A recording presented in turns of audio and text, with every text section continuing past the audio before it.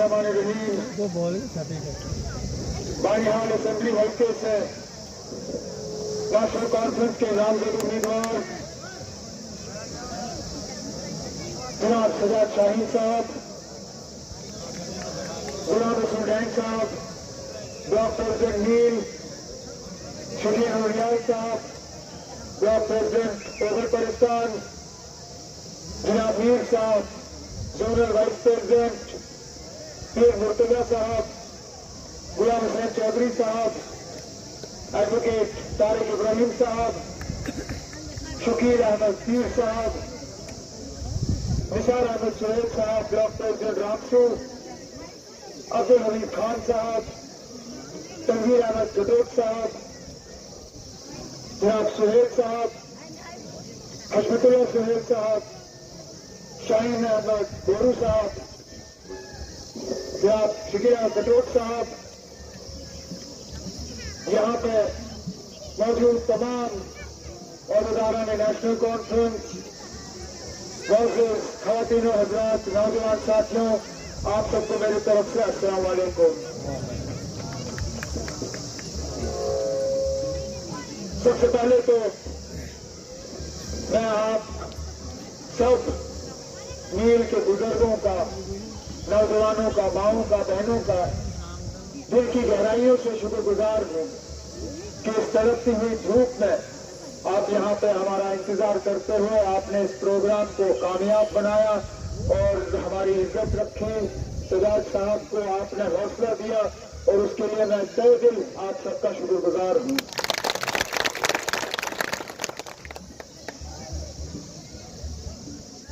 सजाद साहब को इससे पहले भी हमने जितवाने की कोशिश की, लेकिन अल्लाह ताला को मंजूर नहीं था उस वक्त इनकी कामयाबी। इस बार बड़ी कोशिश की गई कि किसी तरह सजाद को मैंडेट ना मिले। जब हमारी और कांग्रेस की बातचीत चल रही थी, हमारा ये इरादा था कि मुकम्मल सीटों पर हम आपस में जो है समझौता करके इन सीटों को बांटेंगे, लेकिन कुछ ऐसी सीटें आई जिनका हक पीछे हट नहीं सके और कांग्रेस ने भी जिद किया। और बहरहाल एक ऐसी सीट है जहां पे कांग्रेस का भी नुमाइंदा है, नेशनल कॉन्फ्रेंस का भी नुमाइंदा है। कांग्रेस के तरफ से आपका साबका एमएलए खड़ा है और नेशनल कॉन्फ्रेंस के तरफ से 10 साल पहले जो हमारे उम्मीदवार थे, नौजवान मेरे साथी जनाब सजाद शाहीन साहब, नेशनल कॉन्फ्रेंस ने इन्हें आपके सामने पेश किया है। अब जब ये तय हुआ था कि हम दोनों तंजीमें बानिहाल में इलेक्शन अलहदा लड़ेंगे, उस वक्त मैंने तय किया कि अगर मैं यहाँ वोट मांगने आया तो मैं कांग्रेस के हवाले से और कांग्रेस के उम्मीदवार के हवाले से बात नहीं करूंगा, क्योंकि मुझे लगा कि ये मेरे तरफ से अच्छा नहीं होगा। अगर कि हम ज्यादातर सीटों पे एक साथ लड़ रहे हैं तो उनकी मुखालफत जो है मेरे मुंह से होनी नहीं चाहिए। लेकिन अफसोस की बात यह है कि यहाँ पे जो कांग्रेस का उम्मीदवार है उसको ये अकल नहीं आई, उसके दिमाग में ये बात बैठी नहीं और लगातार पिछले 3-4 दिनों से मुझे कुछ यहाँ से वीडियो आ रहे हैं जिसमें मां सिवाय नेशनल कॉन्फ्रेंस को निशाना बनाने के वो और कोई बात नहीं कर रहा है। ये कहा कि यहाँ नेशनल कॉन्फ्रेंस के नाम का आपको कोई संग बुनियाद नहीं मिलेगा। एक तो मेरे नौजवान साथी ने यहाँ पे तकरीर की और एक एक करके काम गिने जो नेशनल कॉन्फ्रेंस ने यहाँ मंजूर कराए, लेकिन एक मिनट के लिए वो छोड़ दीजिए। मैं 6 साल वजीर आला रहा जम्मू कश्मीर का, कांग्रेस के साथ मिलकर हमारी हुकूमत बनी। आप मुझे बताइए ना, खुदारा एमएलए कोई ऐसा काम कर सकता है जिस पर वजीर आला की मंजूरी ना हो? ये है नहीं, ये मुमकिन ही नहीं है। जितने कामों का वो दावा कर रहा है, आप सेक्रेटेरिएट से वो फाइलें मंगवाइए राइट टू इंफॉर्मेशन के तहत, कहीं ना कहीं उन फाइलों पे प्लानिंग मिनिस्टर की हैसियत से, वजीर आला की हैसियत से, होम मिनिस्टर की हैसियत से वहां मेरा दस्तखत होगा। اور چلیے اگر ہمارے دور حکومت میں کچھ نہیں ہوا 2014 میں بھی دوبارہ ایم ایل اے بنا. ذرا بتائیں نا آپ کانگریس کا یہ P D P B J پی کی حکومت میں اس نے کون سے یہاں پروجیکٹ منظور کرائے؟ اگر اس نے کام منظور کرائے ہوتے تو کیا آپ ڈگری کالج مانگ رہے ہوتے؟ آج آپ کے پاس ڈگری کالج ہونا چاہیے تھا، کیونکہ اگر یہ اتنا 30 مار خان ہے سارا کچھ کر گیا تو آپ کی ڈگری کالج کہاں ہے؟ جب ہم نئے ایڈمنسٹریٹو یونٹ دے رہے تھے، جب ہم نے سب ڈویژنیں دی، جب ہم نے نیابتیں دی، جب ہم نے تحصیل بنائے، جب ہم نے سی ڈی بلاک بنائے، اس دوران یہ کہاں غائب ہو گیا تھا؟ جب نیل کے لیے سی ڈی بلاک لینا ضروری تھا اس وقت یہ کہاں غائب ہوا؟ کہیں نہ کہیں تو اس سے جواب لینا ہوگا. لیکن انشاءاللہ جو اس ٹائم آپ کے ایم ایل اے سے نہیں ہوا، اگر اس بار 2024 میں 8 اکتوبر کو آپ نیشنل کانفرنس کا ایم ایل اے یہاں سے بھیجتے ہو جو اس سے کام ادھورے چھوڑے، چاہے ڈگری کالج کا ہو، چاہے سی ڈی بلاک کا ہو، چاہے سڑک کا ہو، چاہے ٹورزم کا ہو، چاہے ٹنل کا پروجیکٹ ہو، انشاءاللہ وہ آپ سجاد شاہین کے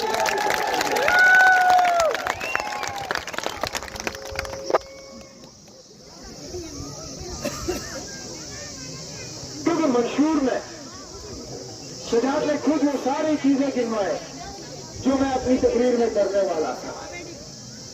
ہم نے اپنی منشور میں شاید ہی کوئی ایسا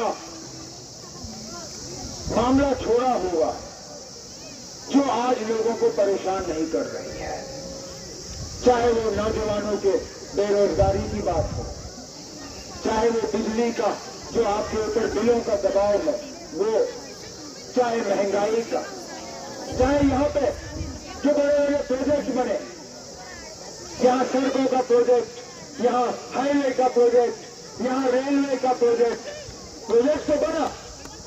پہاڑیاں آپ کی، آب و ہوا آپ کا، جب یہ بارود استعمال کرتے ہیں تو زمین آپ کی مل جاتی ہے، لیکن جب روزگار دینے کی بات آتی ہے تو آپ کا نوجوان چاہے وہ پڑھا لکھا ہو، کم پڑھا لکھا ہو، ان کو ان پروجیکٹوں میں نوکری نہیں ملتی.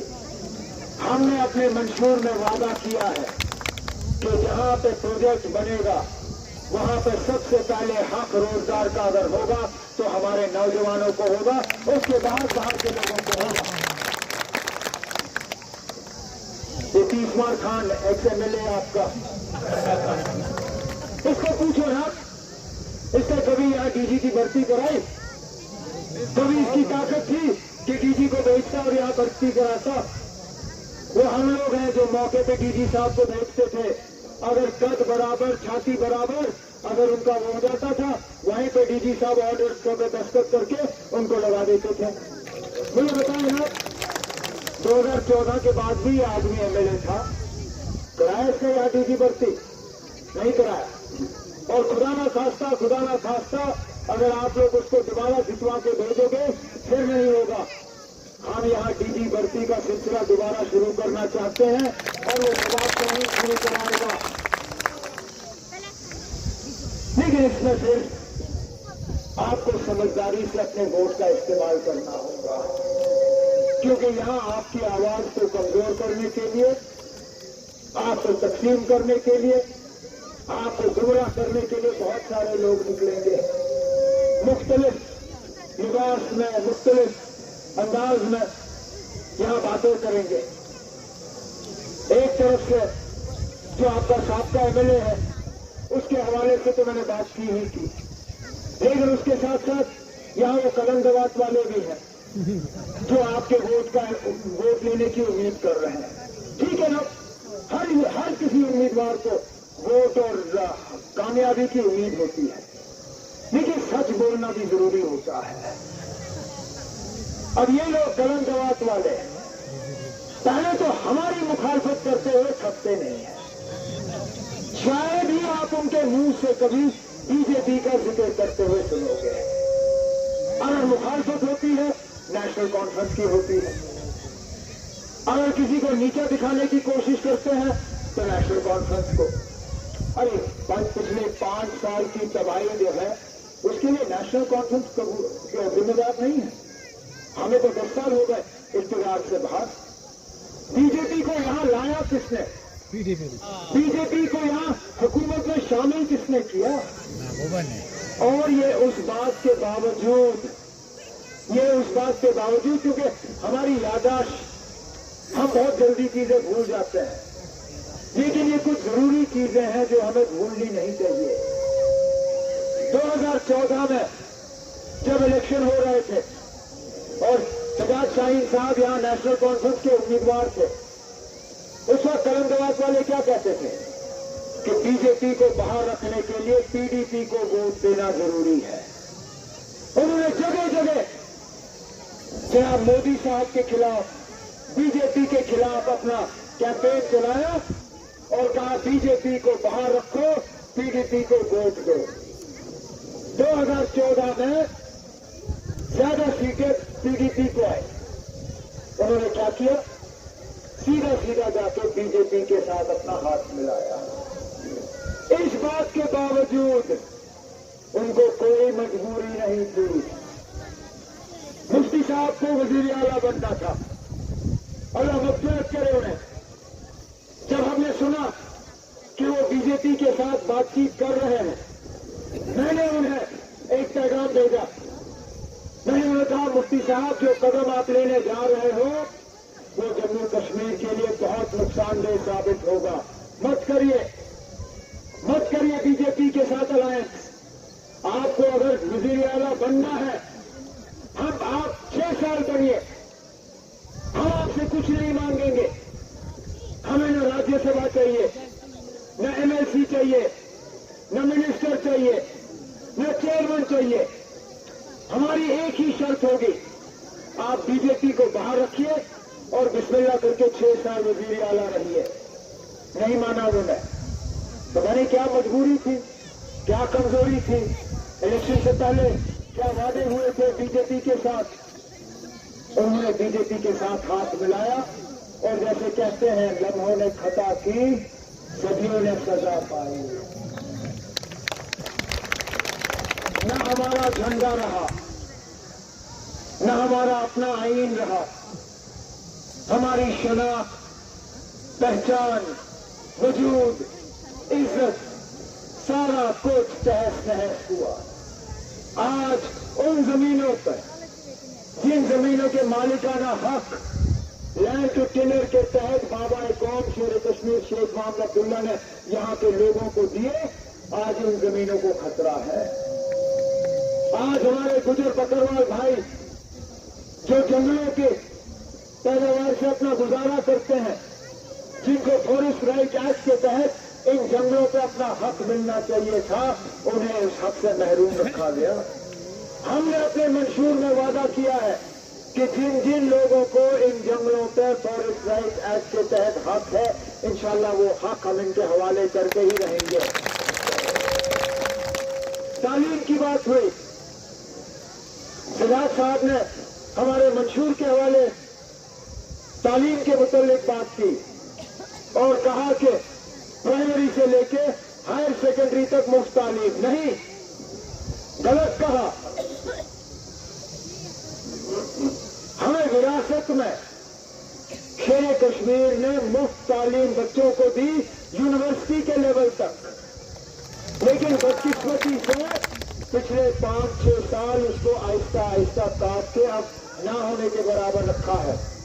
ہم نے اپنے منشور میں وعدہ کیا ہے کہ 8 اکتوبر کو نیشنل کانفرنس کی حکومت آئی تو مفت بجلی اور مفت گیس سلنڈروں کے ساتھ ساتھ ہم بچیوں کو یونیورسٹی تک مفت تعلیم فراہم کریں گے.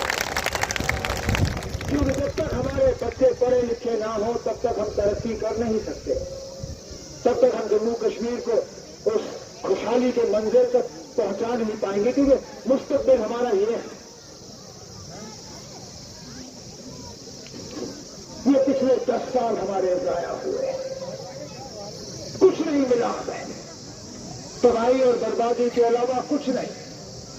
اور بدकिस्मती से इन 5-6 सालों में उन इलाकों में मिलिटेंसी दोबारा कायम की गई जहां पे हमने बिल्कुल साफ किया था।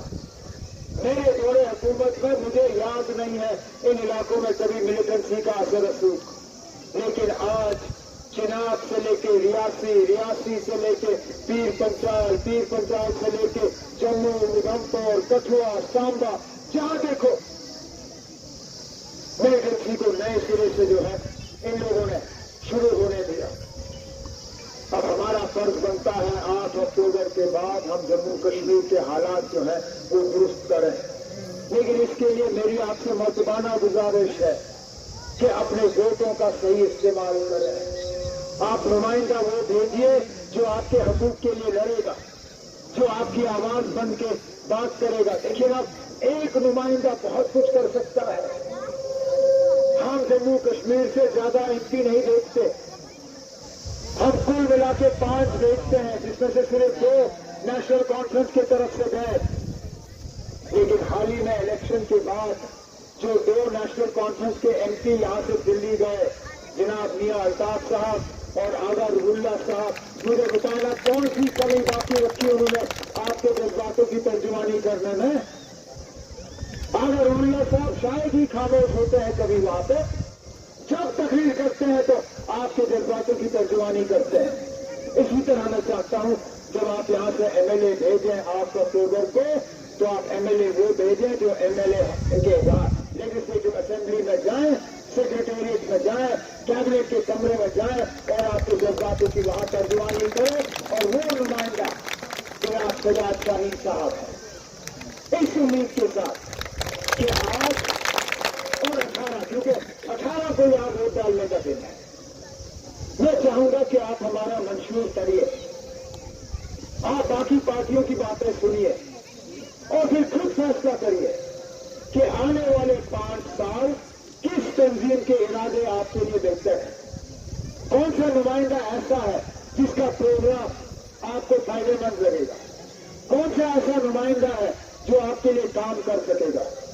और इस उम्मीद के साथ कि 8 अक्टूबर को जब नतीजे निकलेंगे तो सबसे पहले नतीजों में कामयाब यहां से बानिहाल का एमएलए इंशाअल्लाह सजाद शाहीन साहब होंगे। इस उम्मीद के साथ कि 8 अक्टूबर के बाद इंशाअल्लाह हमारी हुकूमत होगी और हुकूमत लेके हम यहां आपके दरमियान होंगे। मैं आपसे इन्हीं बातों पर इजाजत चाहता हूं। अल्लाह ताला आपको अपनी हिफाजत में रखे, आपके घरों को आबाद रखे। बहुत बहुत शुक्रिया।